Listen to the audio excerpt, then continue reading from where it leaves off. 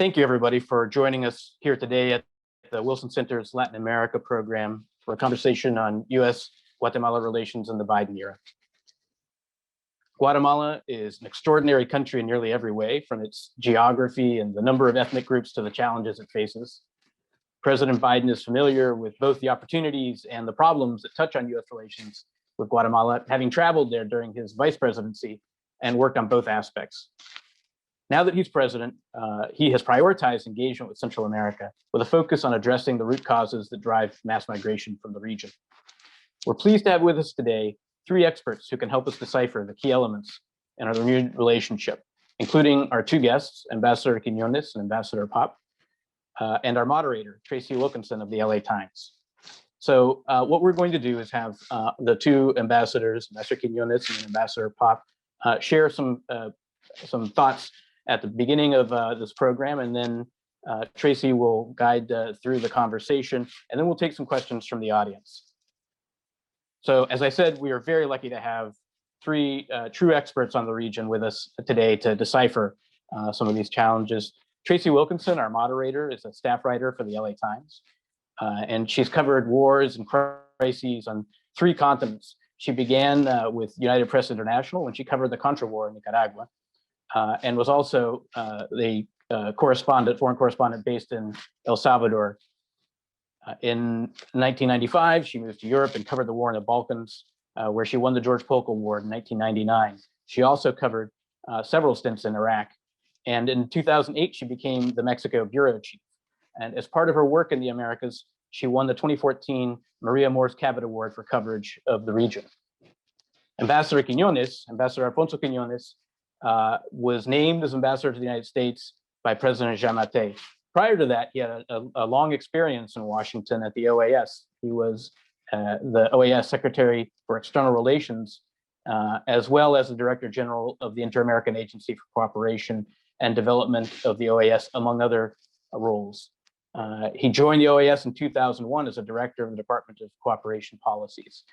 So as I said, he had a long experience in Washington. I had the very good fortune to work with him at the OAS. He also served as the executive director of the Alvaro Arzú Foundation for Peace in Guatemala. And prior to that was a diplomat who served for 10 years as a member of Guatemala's Foreign Service. Ambassador William Pop is a career member of the U.S. Foreign Service. And he was, prior to being named ambassador to Guatemala, he served as the deputy chief of mission and chargé d'affaires at the U.S. Embassy in Brasilia, Brazil. Prior to that, he served in at the U.S. Embassy in Nairobi, Kenya. He also served previously at U.S. embassies in Colombia, Angola, and Nicaragua.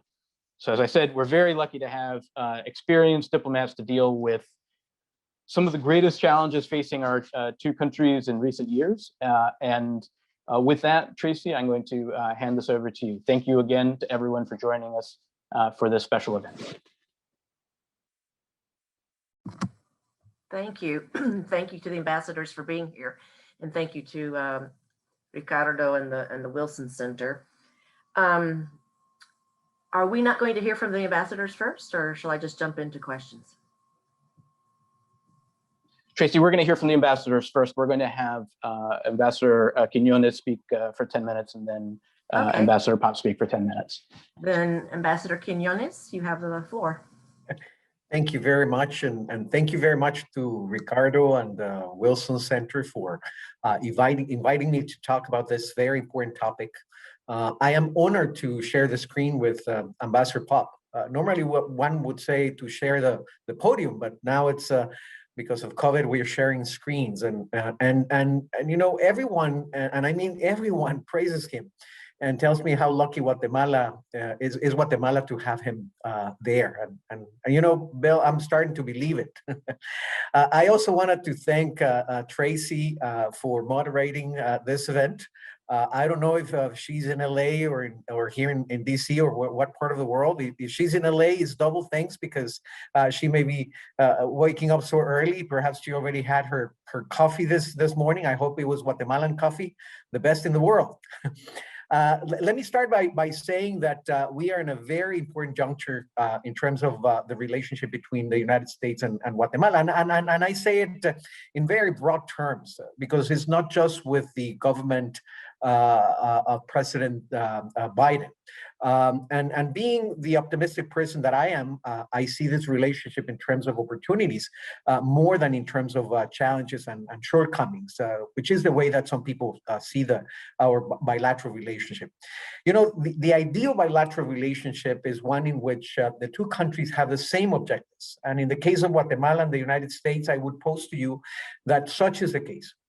We both want to reduce migration. We both want to address its root causes. We both want to reduce drug trafficking and combat organized crime. And we both want to strengthen the rule of law and combat corruption in Guatemala. And this is just to name perhaps the ones that have been identified as the key ones. The question now is how do we go about furthering those objectives? And what issues do we have to tackle? And what actions we need to undertake in order to be successful in furthering those broad objectives. Here I would use a phrase used in a conference by Senator Carper from Delaware. And by the way, once I was in a meeting with him, and I said to him, Senator, I'm going to quote Senator Carper in front of Senator Carper. And he said, we should follow the Home Depot approach. And that is, you can do it, we can help.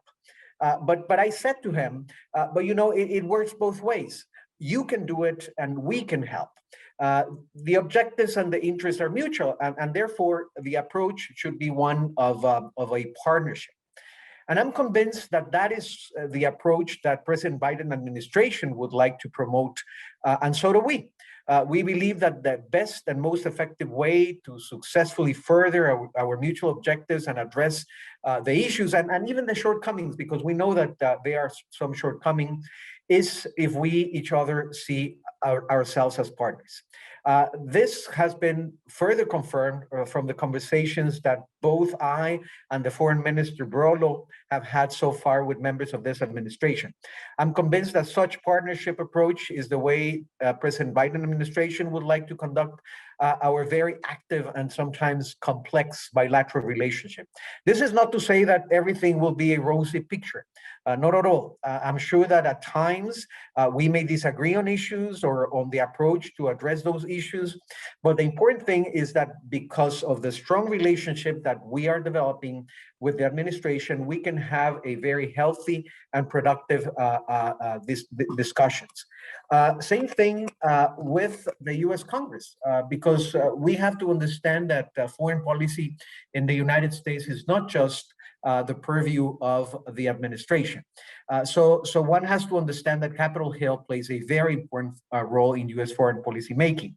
Additionally, there are other important actors that also participate, such as think tanks like the Wilson Center or NGOs that follow Guatemala very closely and want to influence US policy towards us.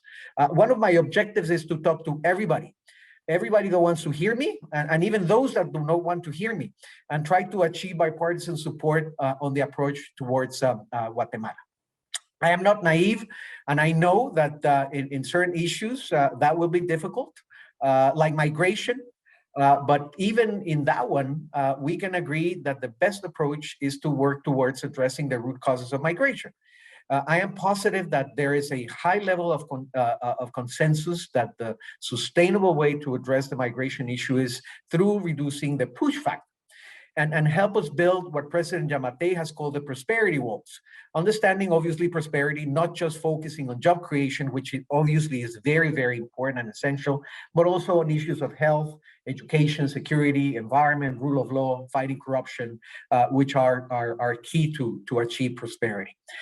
In all this context, foreign assistance plays a very important role. And we fully understand that foreign assistance is an extension of your foreign policy and should be there to further your objectives. But as I said before, since we have common objectives, it's a partnership, and that foreign assistance should be focused on those. We obviously welcome the proposal by President Biden of investing $4 billion in 4 years in the region. If it gets to be approved, it can be a game changer, provided that if it gets to be appropriately invested. In this regard, we think that it's more important to focus on quality than quantity. Foreign assistance that is ill-invested can do a lot of harm. But on the contrary, foreign assistance very well invested can be, as I said, a game changer. Also, it is important to maximize all the tools in the foreign assistance and financing toolkit that the U.S. has. Obviously, USAID and INL, they are specifically mentioned in the appropriations bill, but there are also others like the Millennium Challenge Corporation or the Development Finance Corporation or the Inter-American Foundation. All of them are active in Guatemala, and we should further our engagement with them.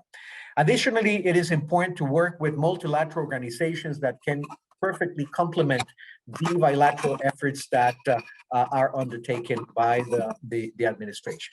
But foreign assistance is only one of the different tools that exist and should not be the only focus. It may be a cliche, but we rather have more trade and aid.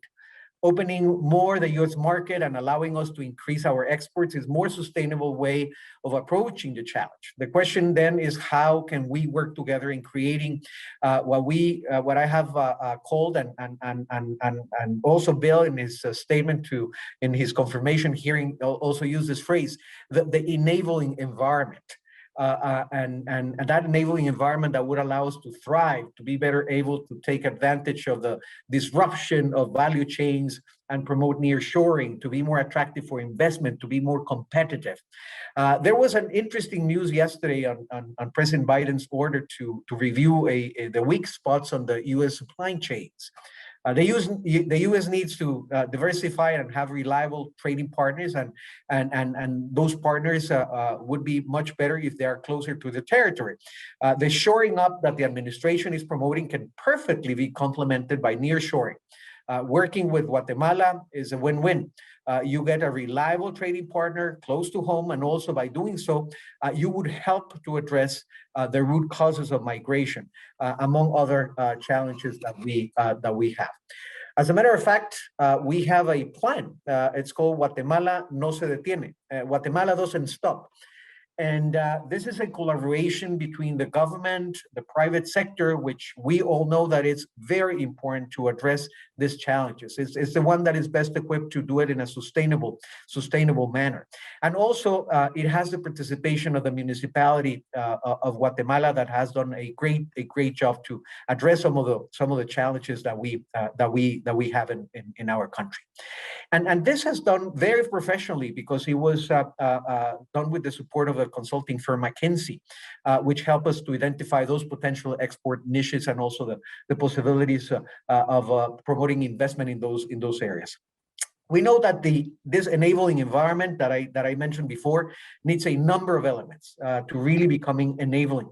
Issues such as human capital development, good infrastructure and connectivity, sound public policies and laws, strong rule of law, and obviously tackle corruption. Those are issues that we know that are very important in this bilateral relationship. For lack of time, I won't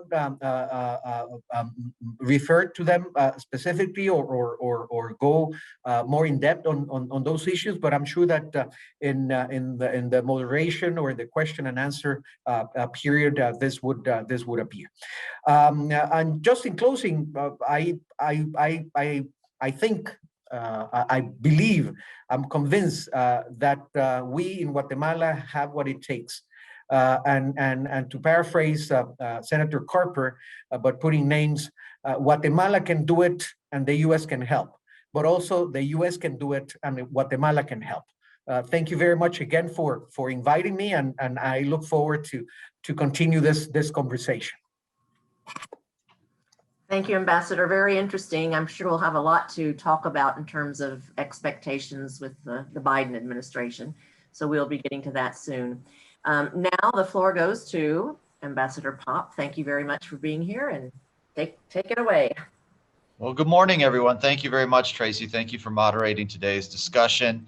I want to say thank you to Ricardo and the whole Wilson Center team for organizing today's session. It's an honor to participate, and particularly to participate with my good friend and partner, Ambassador Quiñones. I say partner, we started almost together. Ambassador Quiñones has about 2 months seniority on me in the sense of being in Washington, but he has been a friend and a colleague working on all of these issues that he's outlined so well this morning, that we do see very much a partnership of advancing the relationship between Guatemala and the United States for the mutual benefit of both countries. And that is really rooted, and as the ambassador noted, having very common interests. And this morning, I want to just touch briefly on 3 themes which lead to how we can work on the drivers of irregular migration. And the first theme is prosperity, how we can build the enabling environment that Ambassador Quiñones referred to, the conditions for creating prosperity, jobs, economic inclusion, and alternatives to irregular migration. And that starts with having an environment where more investment can occur, both international investment, but also domestic investment by companies and small businesses and medium enterprises. So working with the private sector has been a top priority for me since I've arrived in Guatemala, because I see the partnership, not only between the governments, but the partnership with the private sector as being critical to helping drive prosperity and job opportunities and generate those alternatives to irregular migration. And some of the practical things, obviously starting with just having clear rules of the game, clear transparency for being able to do business, reducing the costs of doing business through inefficiencies, through bureaucratic challenges, having certainty of contracts. Those steps do go a long way. That's the number one thing that I hear from companies interested in doing business or already even doing business in Guatemala, is having as much clarity in that space as possible. A practical way that we're working to do that is to help utilize digital technology, working closely, for example, with Guatemala's tax authority to help make more efficient, more transparent, more online processes that in the past were done by paper or done in ways that slowed processes down or created bottlenecks.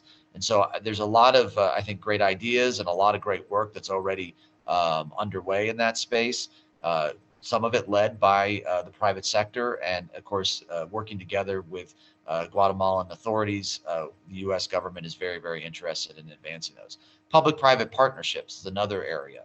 I saw the power of this in Brazil, bringing together the private sector and the government together to invest in infrastructure and to infuse projects, particularly not only ports and airports and roads, but even information technology. And that is something Guatemala, I think, is very much keen to do, have that investment. And it's a space where I think working together, including in having potential changes to some of the architecture legally here in Guatemala, would go a long ways to supporting that type of partnership. Ports, a lot of products come in and out of Guatemalan's ports. This is an area President Giammattei has identified, and we hear from businesses as a key area for increasing efficiency and increasing transparency, and thereby would support more trade and investment.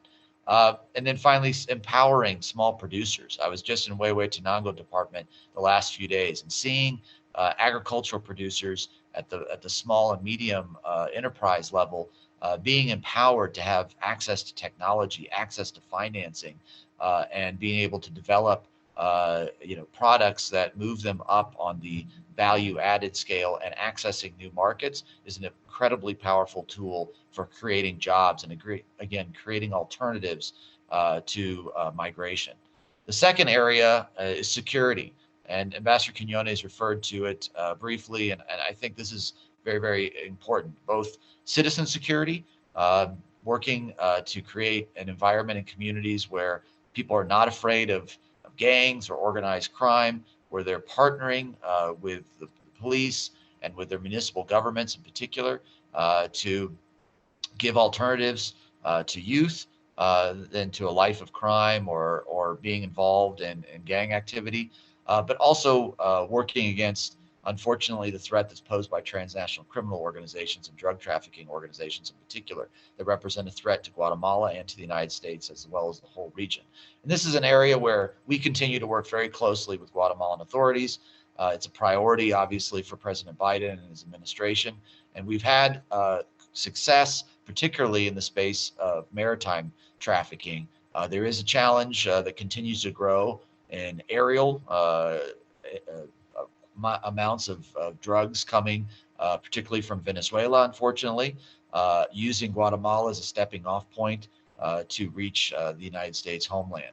So this is an area where we need to continue to work together, not only against drug trafficking, but also human trafficking and migrant smuggling networks. Just in recent days, a very successful operation between the Public Ministry and the Department of Homeland Security was successful in multiple arrests of human smuggling network that had been involved in moving many people and violating their rights and putting them at great dangers. And we know, obviously, through most recently the very unfortunate and sad, heartbreaking events in Tamaulipas, Mexico, the great dangers that individuals who opt to migrate irregularly go on that very dangerous trek. And so working against the networks that are lying to these individuals and creating a false impression that it's safe and that it's easy to do so, to migrate to the United States, we need to work against them. And this is something Ambassador Quiñones and I have been partnering on and getting messages out, not only working on the security operations, but getting public messaging out to underscore those risks. Finally, the third area I want to touch on is rule of law and transparency. And of course, as noted, there's a great deal of interest in strengthening institutions in Guatemala to fight corruption and to build the capacity of the judicial sector and the prosecutorial sectors to fight corruption, to support President Giammattei's Anti-Corruption Commission, which he launched in January of last year, and to build the capacity to go after all levels of corruption in the country. One good example of the commitment is over the last year, we've worked very closely, the United States government with the Public Ministry, to get prosecutors out to all of Guatemala's departments. And this is something that's never happened in the history of Guatemala, is to have prosecutors and representatives of the Public Ministry in every municipality in Guatemala. And by April of this year, that's going to be 100% the case. And just having that presence is not only going to help reduce corruption, but also strengthen the capacity to respond to all sorts of criminality and to increase the rule of law. The courts is another key portion. Obviously, a lot of attention on the Constitutional Court at this moment. We've been very clear, President Biden's administration has been very clear about the importance of independent, impartial judges in any democracy, and how much we support a Guatemalan process in accordance with Guatemalan law to select the most capable, most independent, most impartial, most suitable justices, not only for the Constitutional Court, but for the Supreme Court and at the appellate level as well. All these three areas together, I'm very confident working with Guatemala, not only the government at the national level, but at the local level, as well as private sector and civil society. We can together build a more prosperous, safe Guatemala with citizens having confidence in their institutions, and that this will lead more people in Guatemala to realize their Guatemalan dream of a safer, more prosperous nation where they can find paths for betterment for their families and their communities. And working together, the United States, I know, is very, very committed to making that possible. And so I look forward to a great discussion this morning. Appreciate the chance provided by the Wilson Center to have this conversation with my good friend, Ambassador Quiñones, and with all of you. Thank you. Thank you, Ambassador. I think one interesting context here is that we have in President Biden a person who, as Vice President Biden, was very involved in Central America, which gives a certain perspective, I think, to this conversation. Let me start with Ambassador Quiñones. You said that you see this Biden administration as more opportunity than shortcomings, but I think there is a perception in, at least in DC, that under Trump, under former President Trump, Guatemala and some of the other Central American countries sort of got a free pass as long as they cooperated on immigration. So issues of corruption and related topics were not really tackled. So I'm wondering if Guatemala is not nervous with a new Biden administration that might actually force your hand on some of those other issues. And given the history of corruption in Guatemala reaching very high levels, how can you reassure this new government, new Biden government, that you are trustworthy? Thank you. Thank you.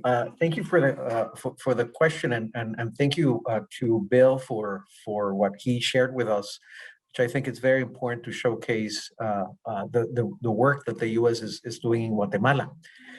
If we were having this conversation 2 years ago, 3 years ago, and we were reviewing what are the priorities of the Trump administration towards Guatemala, we may have concluded that those are the ones that Bill mentioned: security, prosperity, strengthening the rule of law. In a way, both Republican and Democratic administration have the same, let's say, general overarching goals towards our country. The difference is how to approach them. And that is what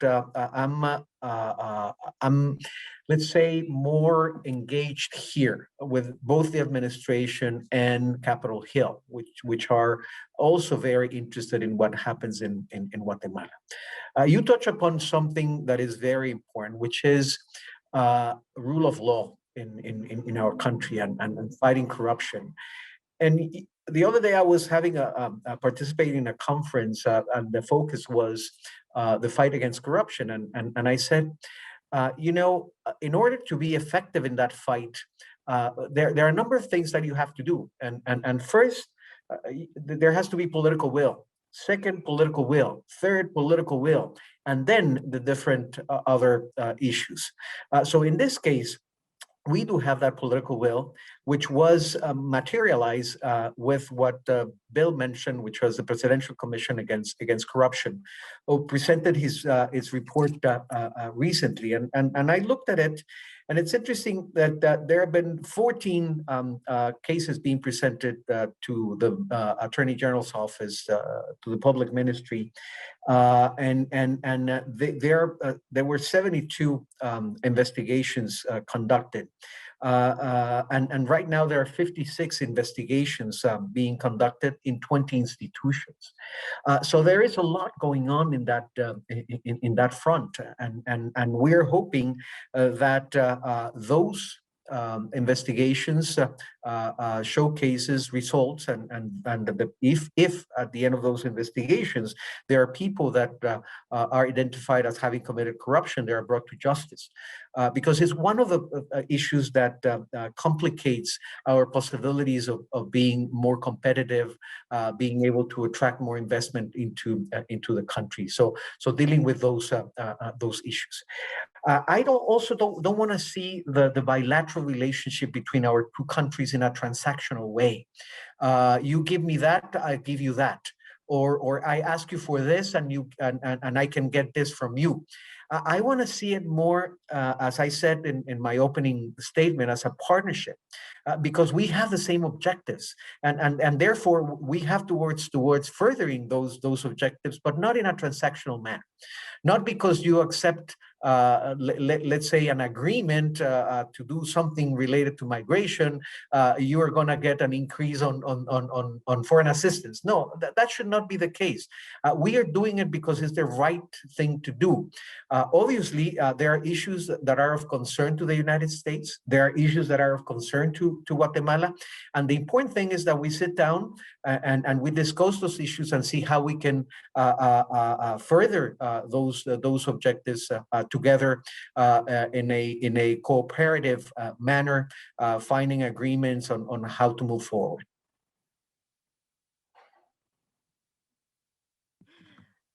Thank you. I have a similar question actually for Ambassador Pop. You know, there are skeptics here in DC on Capitol Hill, White House, about the trustworthiness of Guatemala. What would you like to see that country do to reassure people here that you know, you use the word partner a lot. What can they do to reassure skeptics that they really are a trustworthy partner? Thanks, Tracy. I think obviously actions are the most important, and that's across the board in terms of fighting corruption. When there are cases that appear, Ambassador Quiñones referred to the commission and some of the cases that have been referred to the public ministry for investigation and prosecution. Bringing those cases to justice is a key step. Moving forward, continuing to strengthen the institutions, the special prosecutor for immunity, FESI, the part of the public ministry which has been at the forefront of many of the anti-corruption efforts, needs to continue to be supported and strengthened in its work. The other parts of the public ministry as a whole, to go after organized crime, to go after corruption, and bring people to justice is the number one thing that I think can be done. Second, supporting the judicial process. The Guatemalan Congress is in the process of evaluating and voting on appellate and Supreme Court justices. That's a process that has gotten a lot of attention in Guatemala because it's unfortunately taken longer than was initially outlined in the process. And so there's a lot of, I think, interest in having those judges selected and be able to be put onto the bench. And the Constitutional Court in the coming days is a very important process in Guatemala. It's an institution that plays a fundamental role in the fight against corruption, and having independent, impartial judges selected and being able to serve and be part of the institution building is extremely important. And finally, having the commitment of all of Guatemalan authorities at all levels, municipal, departmental, national level, supporting transparency and how they do business and how they execute their budgets and how they utilize the resources from the state. And again, holding people accountable is the most important, I think, at those levels, thing that can be done to support actions that show a commitment to rule of law. Yes, it should be noted, though, those court appointments have been controversial. Hasn't the president tried to put in loyalists that would call into question the independence of the judiciary? So that's something that, you know, must be watched and and noted.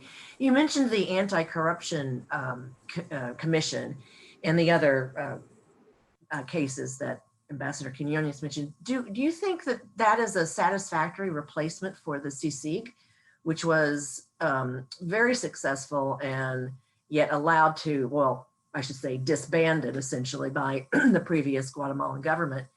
And I will piggyback that onto a question from our audience, asking whether a kind of new CICIG would be part of U.S. aid, or the requirements of a CICIG type organization would be part of the a condition on the aid coming from the new Biden government.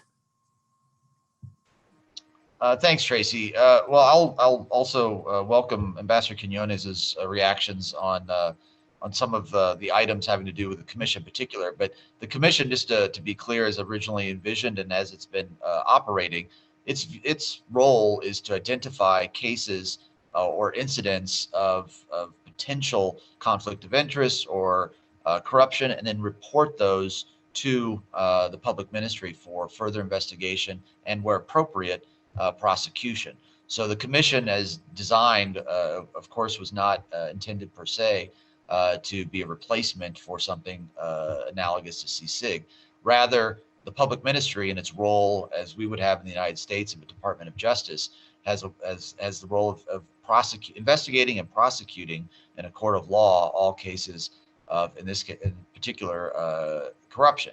And so I think the key step forward in the future is to continue to build up the public ministry's capacity, continue to support a career track for prosecutors, to develop that capacity, to have the access to technology and information, so that, and as I mentioned earlier, being present throughout the country, because not all cases, of course, occur in Guatemala City or in the largest urban centers of Guatemala, but to have that presence throughout Guatemala is going to be fundamental going forward. And so we've been very supportive from the U.S. government perspective, technical assistance with information, with training, to help support not only FESI, but also other parts of the public ministry. Just this week, Secretary Blinken recognized the special prosecutor in charge of FESI, Juan Francisco Sandoval, as one of a dozen champions against anti-corruption or against corruption in the world. And that just is a good indicator of our high degree of support for the fight against corruption in Guatemala. Tracy, may I jump in as Bill, Ambassador Pop invited me to also react to this, and just to add to what Ambassador Pop mentioned, the commission is exactly as he presented it. They do not have prosecutorial powers.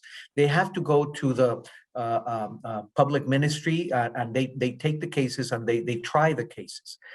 Obviously, as the saying goes, the proof is in the pudding, and action speaks louder than words. And I think that the effectiveness at the end, we will see the effectiveness when we see those cases being prosecuted. Because and there is another lovely saying here in the United States: a chain would be as strong as its weakest link. So we have to strengthen all those links, as Ambassador Pop was saying. It is obviously the public ministries is one of those links, but the judicial system is another link. The prison system is another link, and so on and so forth. The other element that I think that gets to be missed is the fact that there is also a component on institutional strengthening, building capacity, and also from the Presidential Commission advising in terms of what are the mechanisms that should be implemented or changed to prevent corruption. Because I think it's better to be preemptive than be kind of a firefighter afterwards. So if we can enshrine a culture of transparency, I think that is very important. If we can have the mechanisms in place that would prevent the possibilities of having corruption, and some of those, like the ones Ambassador Pop mentioned in his introductory remarks, using technology to limit the possibilities of having discretional power on I don't know, giving a license or allowing something to go through a port. So those are the kind of things that also the commission is looking into.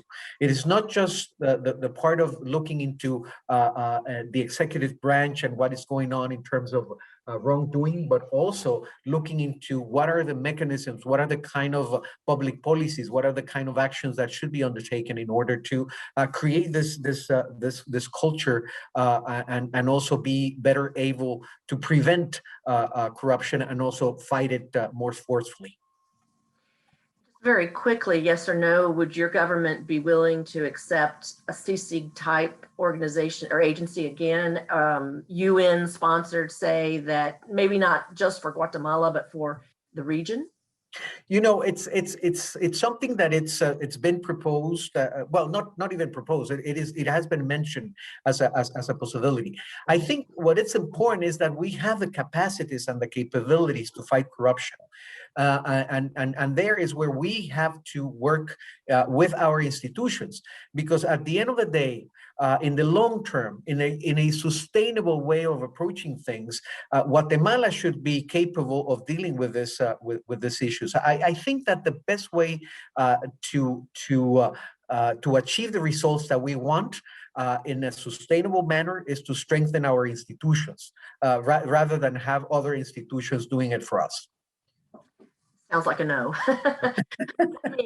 Let me shift to immigration. Ambassador Quiñones, you mentioned you embrace the idea of tackling the root causes, which is very much part of the Biden vision, but that takes a long time to address those issues, right? And so I wondered what mechanisms for controlling immigration you envision in these next, let's say within this next year or so. Again, under Trump, Guatemala was required basically to take in asylum seekers and just kind of stop the flow. What kind of mechanism, realistic mechanism do you envision now? Thank you for the question, Tracy, because that is one of the issues that I failed to mention in my opening remarks. And we are working closely with the administration to implement or to work on certain mechanisms that we see that are very very good at dissuading people to come in an irregular fashion.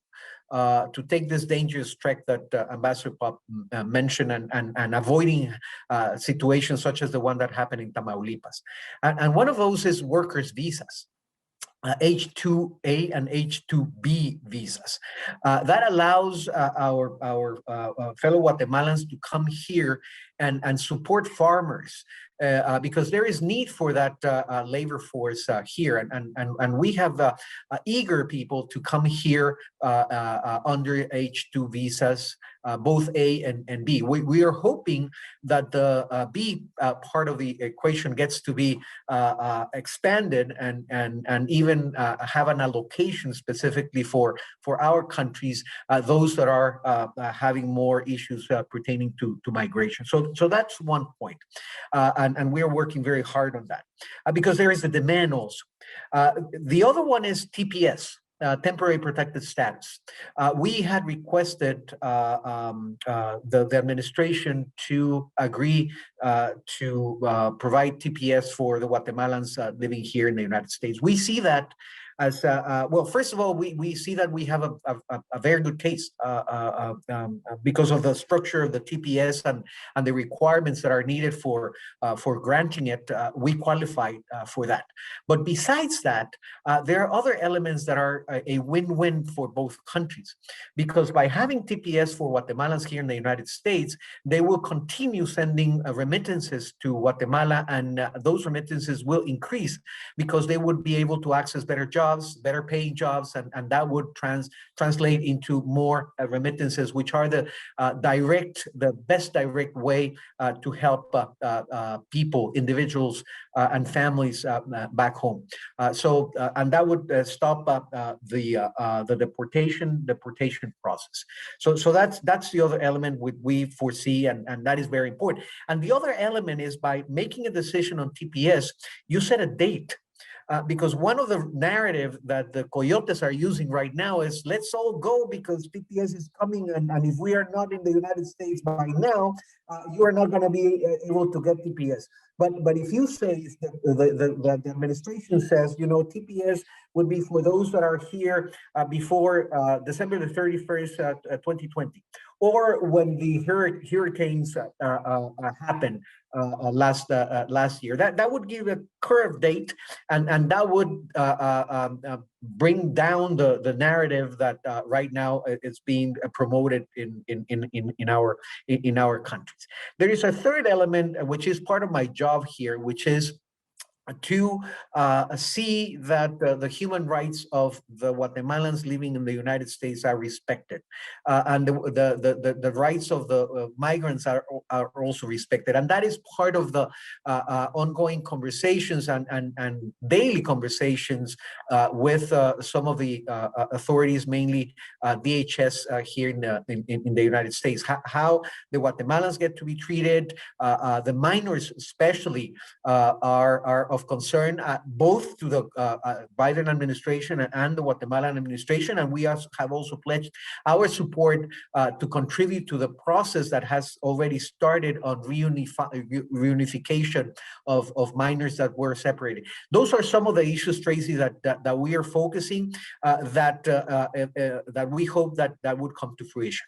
Obviously, what we love, and I would finish with this, is to have a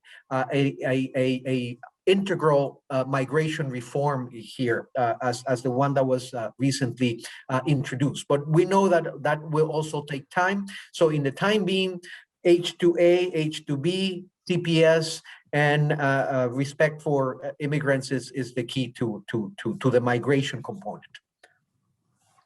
Okay, thank you. I need to shift quickly to one more question for Ambassador Pop before we go on to to some of our audience's questions. President Biden has proposed $4 billion for, I guess, the Northern Triangle, for Guatemala, Honduras, and El Salvador. There's some concern, though, about, this being his previous program was Alliance for Prosperity, which a lot of people think didn't really accomplish anything. And there's some concern that this is going to be Alliance for Prosperity 2.0, throwing more money after bad money, basically, that there being that there needs to be another mechanism or another channel or another format for sending this money and making it really work. What do you think about what steps should be taken to sort of better guide the money, channel the money, account for the money? And are you worried that an Alliance for Prosperity 2.0 is not a good idea? Thanks, Tracy. No, I agree with some of the comments made earlier by Ambassador Quiñones that quality in any type of assistance going forward is more important than the quantity. And when I think of quality, I'm thinking of really developing key focused areas in partnership between our two countries, but also with other stakeholders, starting with the communities where this assistance potentially would be deployed. I just spent a few days in Huehuetenango department, and one of the activities I participated in was the presentation by more than 200 communities who had developed their own development priority plans, and they handed those to the Guatemalan government. I was able to be a witness to that process, but where they identified what their priorities are, where they could use assistance, and in very practical terms.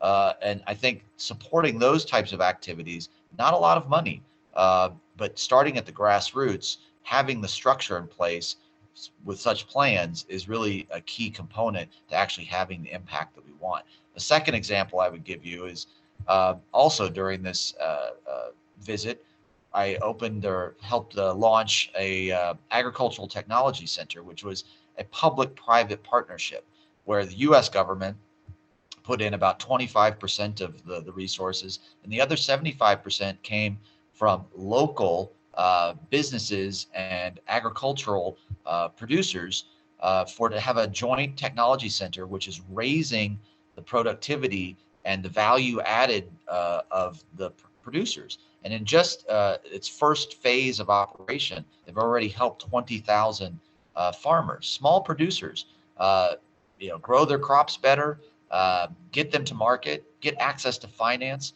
and this is $500,000 of U.S. taxpayer money.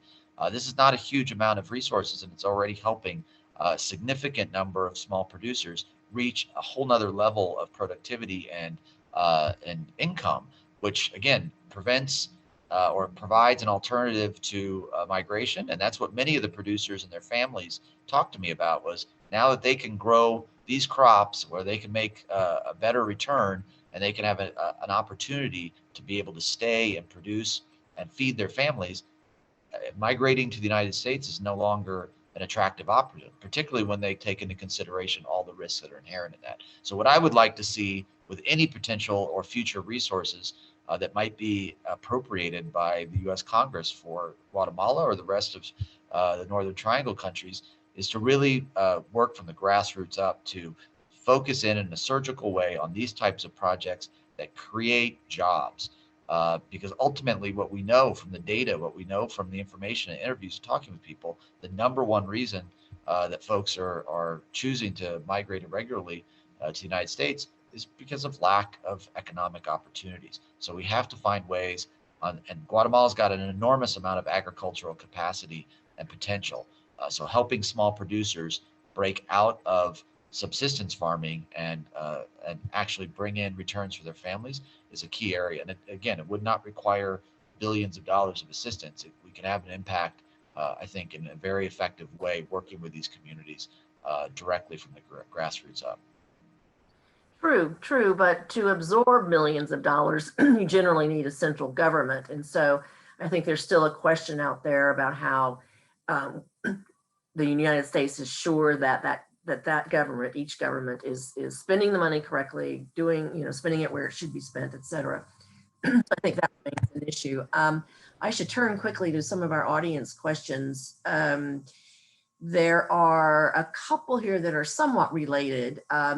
There was a question about whether environmental issues will continue to have a priority or will have a priority under the Biden administration, I think, Ambassador Pop. And then also, we haven't talked about human rights of Guatemalan citizens in Guatemala. So I guess there's concern about whether there is any focus on that, either by the current government in Guatemala or through pressure from the United States. And and then a question about NGOs. What role can NGOs have now in terms of human rights or any of these other issues, and the future aid that Guatemala will be receiving? Thank you for all those questions. I'll start with the environmental question and to say that this is an area that is indeed a priority, and one which, again, we're working closely with Guatemalan authorities, both at the national and local level, in areas such as forest conservation.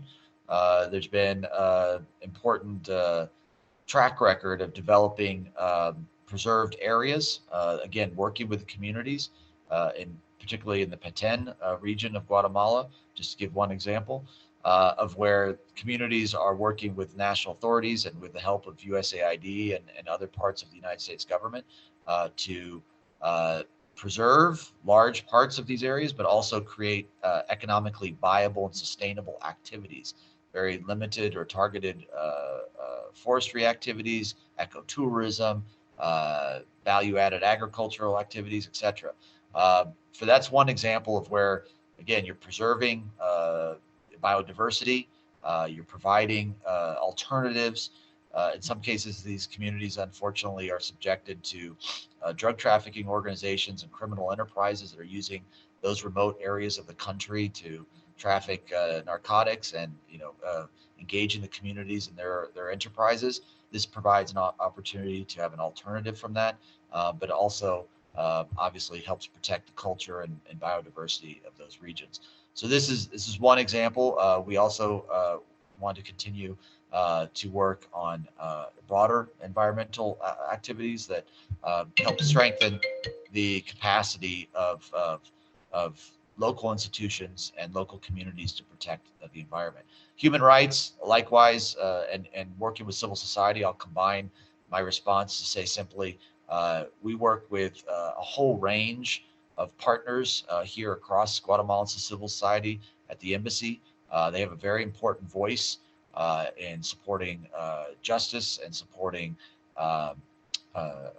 respect for human rights in the country and having a voice. And again, this is where I come back to the rule of law and an independent judiciary, which can address some of these cases, some of which go back in the past, but some of which continue to arise, and having an independent judiciary which is impartial, which is prepared, which has one of the key issues of human rights, of course, is not having deferred justice. So this has been an area where we've worked with civil society partners and the Guatemalan government to accelerate case management and use digital technology to ensure that cases don't get lost in the process, or that they're able to move as quickly as possible, so that people can have their hearings dealt with and justice be served where it's appropriate.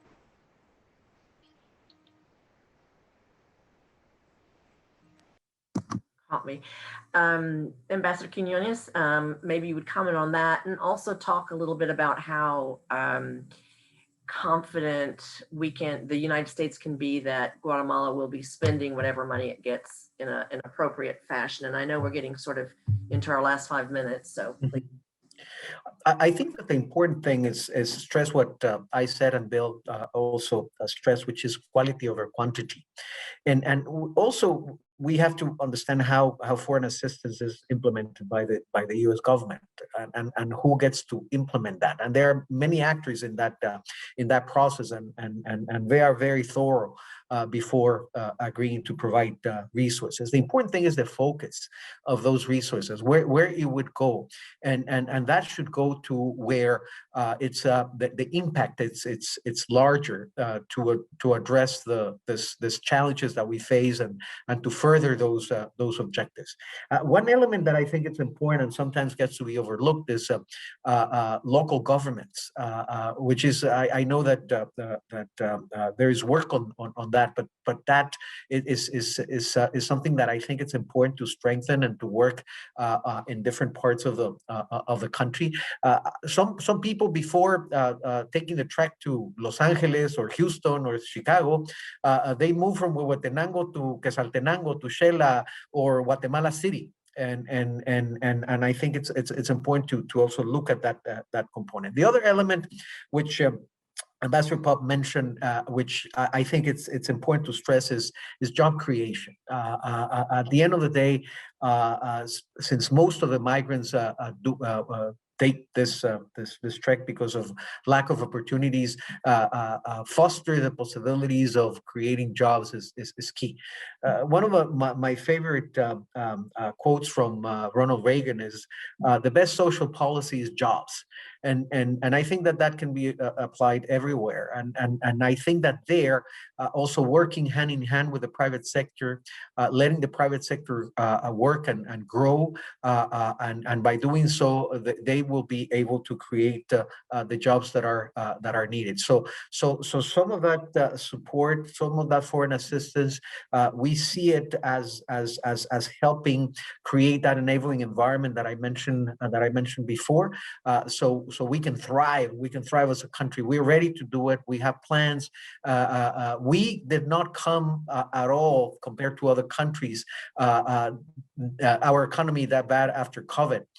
We are ranked, if not number one, number two in terms of list affected by COVID. So we are very well positioned to not jumpstart the economy because it never stopped, but actually to enhance the possibilities of growing more. And I think that with the support of the U.S. opening the markets, letting us export more, and also allowing us to keep our people here in the United States so they can continue sending remittances and harness the power of those remittances, which is more than 10% of our GDP. That would really be very, very helpful, and by doing so, achieve the results that we want.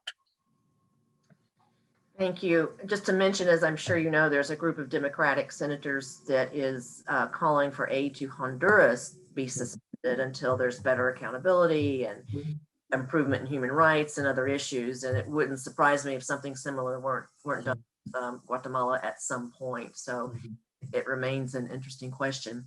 We are down to 2 minutes.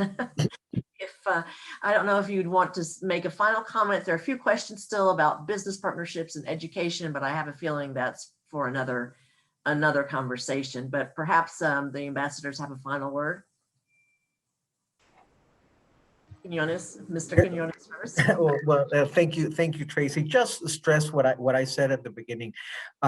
We see this relationship, which is very active, very intense, bilateral relationship, as a partnership, and that's the way we want to conduct it.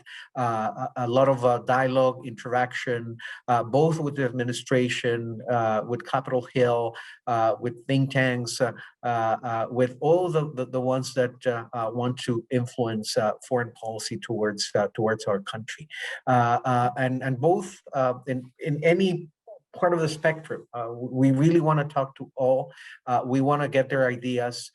We want to hear them, not just about the good things, but also the complaints that they may have, and have the opportunity to interact with them and try to share with them the messages that the Wilson Center very graciously allows this morning to share with the ones that are connected.